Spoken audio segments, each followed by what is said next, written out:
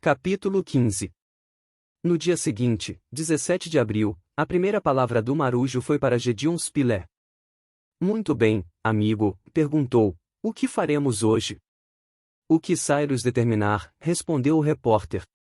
Pois bem, de oleiros e ceramistas que haviam sido até aquele momento, os amigos do engenheiro passariam a metalúrgicos.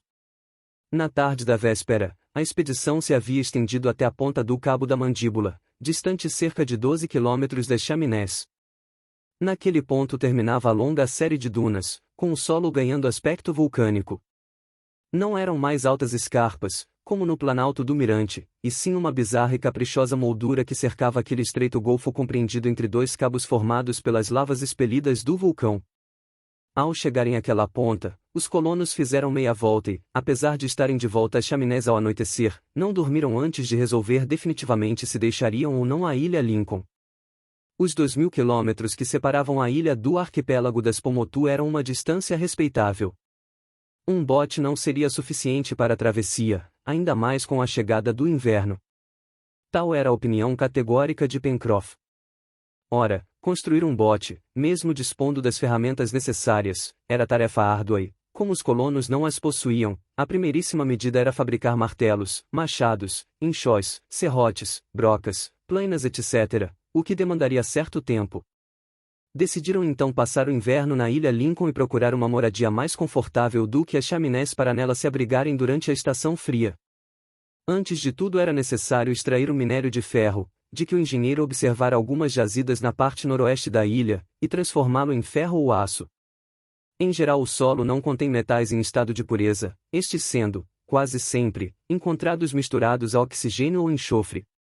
Justamente, as duas amostras coletadas por Cyrus Smith eram, uma de ferro magnético, não carbonatado, a outra, de perita, ou seja, sulfureto de ferro. O primeiro, portanto, era óxido de ferro, passível de ser reduzido por meio do carvão, isto é, desoxigenado, para alcançar um estado de pureza.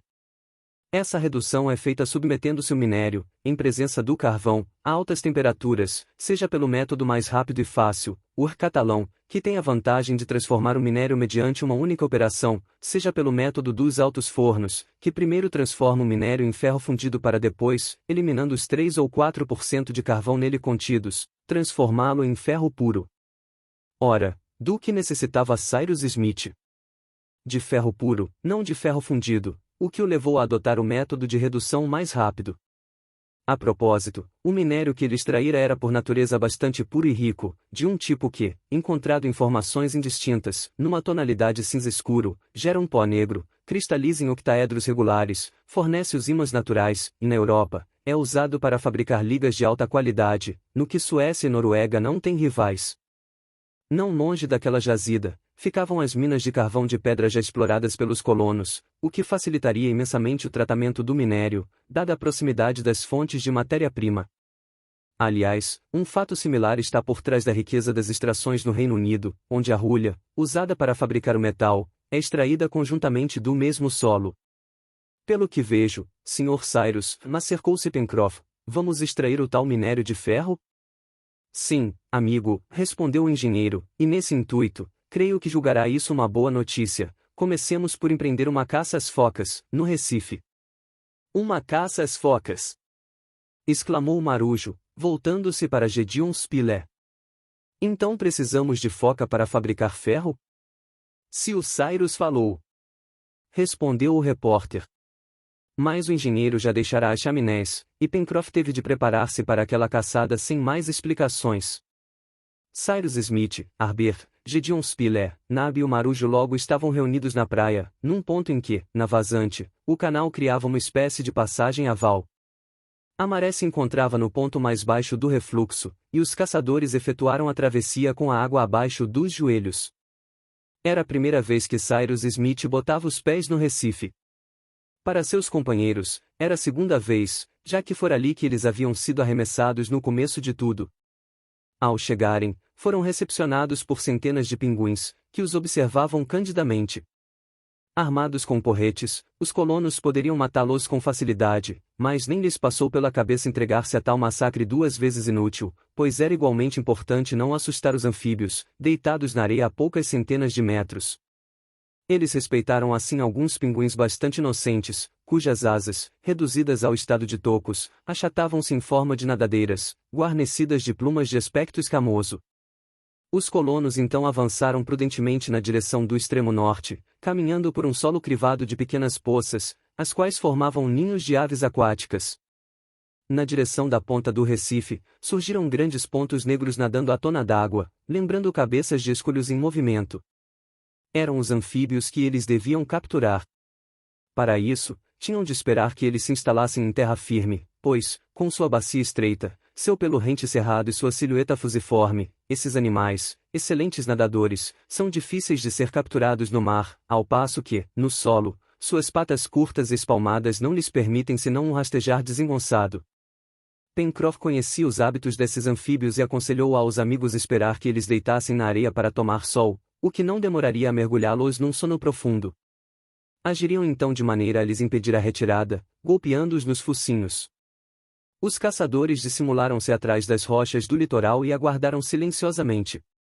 1 hora depois, as focas foram espojar-se na areia. Eram meia dúzia. Pencroff e Harbert então partiram, a fim de contornar a ponta do Recife e surpreendê-las pela retaguarda. Simultaneamente, Cyrus Smith, Gideon Spilett e Nab, rastejando em meio às rochas, deslizavam rumo ao futuro campo de batalha. De repente, a elevada estatura do marujo aprumou-se e Pencroff soltou um grito. O engenheiro e os dois amigos arrojaram-se feito um raio entre as focas e o mar. 2 desses animais, vigorosamente atingidos, tombaram mortos na areia, enquanto os demais alcançavam a água e fugiam em direção ao alto mar. As focas solicitadas, Sr. Cyrus, disse o marujo, voltando-se para o engenheiro. Muito bem, respondeu Cyrus Smith. Com elas, fabricaremos foles de forja. Foles de forja! Exclamou Pencroff. Que destino! Era de fato um dispositivo gerador de vento, necessário ao tratamento do minério, que o engenheiro pretendia fabricar com a pele dos anfíbios. Estes eram de porte mediano, seu comprimento não passava de 2 metros e a cabeça lembrava de um cão. Visto ser inútil carregar os 2 pesadíssimos animais, Nab e Pencroff resolveram tirar-lhes a pele ali mesmo, enquanto Cyrus e o repórter terminavam de explorar o Recife. Pencroff e Nab saíram-se bem em sua tarefa e, 3 horas depois, Cyrus Smith tinha à sua disposição 2 peles de foca, as quais pretendia utilizar assim mesmo, sem nenhum tipo de tratamento. Os colonos foram obrigados a esperar que a maré baixasse para retornar às chaminés pelo canal. Não foi tarefa simples estender aquelas peles em molduras de madeira, destinadas a mantê-las esticadas, e depois costurá-las com fibras vegetais, para nelas armazenar o ar sem deixar que escapasse muito. Foi preciso recomeçar várias vezes. Cyrus Smith tinha à sua disposição apenas 2 lâminas de aço, remanescentes da coleira de Top, e, não obstante, ele foi tão habilidoso, e o auxílio dos companheiros tão inteligente, que, 3 dias depois, o ferramental da pequena colônia crescera-se de uma máquina de soprar, destinada a injetar ar no cerne do minério, quando este fosse tratado pelo calor, condição indispensável para o êxito da operação. Foi logo na manhã do dia 20 de abril que teve início a era metalúrgica, como a denominou o repórter em suas anotações. Vimos que o engenheiro decidirá operar na própria jazida de hulha e minério de ferro. Ora, segundo suas observações, aquelas jazidas estavam situadas no sopé da vertente nordeste do Monte Franklin, isto é, uma distância de 10 quilômetros. Impensável, portanto, regressar diariamente às chaminés, a pequena colônia acamparia numa cabana de galhos, assim poderiam trabalhar dia e noite. Assentado o plano, partiram ao amanhecer. Nab e Pencroff arrastavam sobre uma esteira folha certa quantidade de provisões vegetais e animais, que, aliás, seria renovada no trajeto.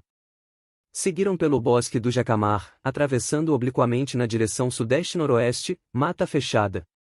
Para isso, tiveram de abrir uma trilha, que mais tarde viria a formar a artéria mais curta entre o Planalto do Mirante e o Monte Franklin. Pertencentes às espécies já identificadas, as árvores eram magníficas. Harbert, contudo, detectou outras, entre as quais diversos dragoeiros, que Pencroff apelidou de ralhos porós pretensiosos, pois, a despeito do tamanho, eram da família das liliáceas, a mesma da cebola, da cebolinha, da chalota ou do aspargo, possuíam raízes lígneas, saborosas depois de cozidas e as quais, submetidas a determinada fermentação, fornecem um agradabilíssimo licor. Fizeram um estoque. A travessia da mata tomou-lhes o dia inteiro, mas permitiu-lhes observar a fauna e a flora. Top, encarregado da fauna, corria pela relva e por entre os arbustos, desentocando indistintamente toda espécie de caça. Harbert e Spiller mataram 2 cangurus a flechadas, bem como um animal que lembrava muito um ouriço e um tamanduá, com o primeiro, porque rolava feito uma bola e eriçava espinhos, com o segundo, porque tinha garras escavadoras, um focinho comprido e fino rematado por um bico de ave e uma língua extensível, espinhosa, que lhe servia para apanhar insetos. E quando ele estiver no caldeirão, indagou Pencroff, fazendo-se de ingênuo, com que parecerá? Com um excelente bife, respondeu Harbert. É só o que pedimos, concluiu o marujo. Ao longo da trilha, avistaram alguns javalis selvagens, que não tentaram atacar os colonos, e nada sugeria que viessem a encontrar feras temíveis, quando, em meio a uma densa vegetação, o repórter julgou ver, a alguns passos de distância, entre os primeiros galhos de uma árvore, um animal que ele tomou por um urso e o qual ele começou a desenhar tranquilamente. Para a sorte de Gédéon Spilett, o animal em questão não pertencia à ameaçadora família dos plantígrados. Era apenas um urcula, mais conhecido sob o nome de bicho preguiça, do tamanho de um cachorro grande, o pelo eriçado e a cor russa, patas dotadas de fortes garras, o que lhe permitia trepar nas árvores e se alimentar de folhas. Comprovada a identidade do mencionado animal, cujos afazeres eles não atrapalharam, Spilett apagou o urso da legenda de seu desenho, pôs Cooler no lugar e seguiram adiante. Às 5 da tarde, Cyrus Smith dava sinal de alto. Achavam-se fora da floresta, na raiz dos imponentes contrafortes que, em sua vertente leste, calçavam Monte Franklin. A poucas centenas de passos descia o Córrego Vermelho, o que significava água potável nas proximidades. O acampamento foi imediatamente montado. Em menos de uma hora, construíram, entre as árvores, porém na orla da floresta, uma casinhola, usando uma argamassa feita de galhos, cipó e argila, abrigo satisfatório. Deixaram para o dia seguinte as sondagens geológicas. Prepararam o jantar, um belo fogo flamejou em frente ao galpão, o espeto girou e, às 8 horas, enquanto um dos colonos mantinha o fogo aceso, na eventualidade de algum animal perigoso rondar as cercanias, os demais dormiam o sono dos justos. No dia seguinte, 21 de abril, Cyrus Smith, acompanhado por Harbert, foi em busca daqueles terrenos de formação antiga, em cuja superfície já topara com uma amostra de minério. Encontrou a jazida flor do solo, praticamente na nascente do córrego, ao pé da base lateral de um dos contrafortes nordeste. Riquíssimo em ferro, incrustado em sua ganga fúzil, aquele minério convinha perfeitamente ao modo de redução que o engenheiro pretendia empregar, isto é, o método catalão, porém simplificado, tal como empregado na Córcega. Com efeito, o método catalão propriamente dito requer a construção de fornos e cadinhos, nos quais minério e carvão, dispostos em camadas alternadas, são transformados e reduzidos. Cyrus Smith tencionava prescindir de tais construções, e com o minério e o carvão, modelar simplesmente uma massa cúbica, para cujo centro dirigiria o vento do fole. De certo era este o procedimento empregado por Tubal, Caim IV e os primeiros metalúrgicos do mundo habitado. Ora, o que haviam conseguido os netos de Adão, e que ainda dava bons resultados nas regiões ricas em minério e combustível, não podia senão triunfar nas circunstâncias em que se achavam os colonos da ilha Lincoln. Assim como o minério de ferro, o carvão foi recolhido, sem dificuldade, diretamente do solo. A primeira coisa que fizeram foi quebrar o minério em pequenos pedaços, e manualmente, retirar as impurezas que sujavam sua superfície. Em seguida, carvão e minério de ferro foram dispostos em montinhos e camadas alternadas, como se faz com o carvão vegetal quando se quer carbonizá-lo. Dessa maneira, sob o empuxo do ar projetado pelo fole, o carvão se transformaria em ácido carbônico e depois em óxido de carbono, elemento encarregado de reduzir o óxido de ferro, isto é, extrair-lhe o oxigênio. Assim o engenheiro procedeu. O fole de pele de foca, dotado de um tubo em argila refratária, previamente fabricado no forno de cerâmica, foi instalado próximo ao monte de minério. Movido por um mecanismo cujas peças consistiam em chassi, cordas de fibras e contrapesos, o dispositivo expeliu naquela massa uma provisão de ar que, ao mesmo tempo em que elevava a temperatura, contribuía para a transformação química que devia gerar o ferro puro. A operação foi trabalhosa. Fez-se necessária toda a paciência, toda a engenhosidade dos colonos para levá-la a cabo. Triunfaram, e o resultado definitivo foi uma escória de ferro reduzida ao estado de esponja, que foi preciso bater e depurar, isto é, fundir, para expulsar a ganga liquefeita. Era evidente que o primeiro martelo fazia falta àqueles ferreiros improvisados, contudo, no fim das contas, encontravam-se nas mesmas condições em que se encontrara o primeiro metalúrgico e fizeram o que este certamente fizera. O primeiro fragmento de ferro, acrescido de um cabo, foi o martelo que usaram para, sobre uma bigorna de granito, forjar o segundo. Terminaram conseguindo fabricar um metal grosseiro, mais utilizável.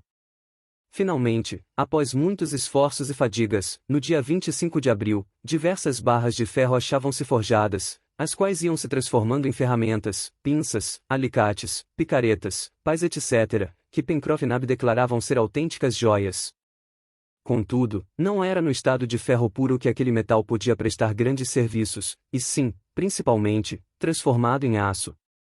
O aço é uma liga de ferro e carvão extraída seja do ferro gusa, retirando deste último o excesso de carvão, seja do ferro puro, acrescentando-lhe o carvão que lhe falta. O primeiro, obtido mediante a descarbonatação do ferro gusa, fornece o aço natural ou pudre; o segundo, produzido pela carbonatação do ferro puro, dá o aço de cementação. Era então este último que Cyrus Smith devia procurar fabricar de preferência, uma vez que encerrava o ferro em estado puro. Conseguiu isso aquecendo o metal com carvão granulado num cadinho feito com argila refratária. Em seguida, esse aço, que é maleável a quente e a frio, foi trabalhado com um martelo. Nab e Pencroff, corretamente orientados, forjaram cunhãs de machado, as quais, encandecidas e mergulhadas bruscamente na água fria, adquiriram excelente têmpera. Outros instrumentos, grosseiramente modelados, é óbvio, foram assim fabricados: lâminas de plaina, machados, machadinhas, faixas de aço a ser transformadas em serrotes, torqueses de carpinteiro, além de ferros para enxós, pás, picaretas, martelo, pregos etc. Finalmente, em 5 de maio, terminada a primeira era metalúrgica, os ferreiros retornaram às chaminés, onde novas tarefas os levariam a abraçar novas habilidades.